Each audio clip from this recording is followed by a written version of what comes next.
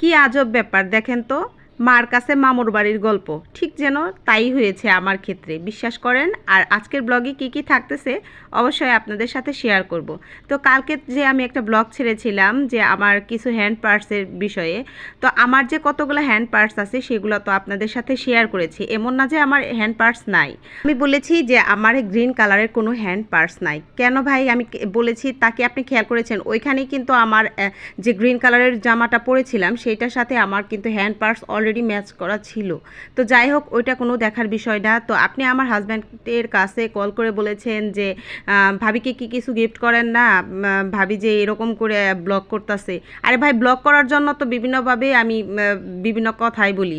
এই যে কিছুদিন আগে সূর্যের তাপে মাছ ভেজে খেলাম, তখনও কি আপনি ভেবেছেন যে আমার বাসায় গ্যাস ছিল না, তার জন্যই মনে হয় সূর্যের তাপে মাছ ভেজে খেলাম? আর এখন পর্যন্ত সূর্য যখন না ওঠে তখনও মনে হয় আমি সূর্যের তাপেই মাছ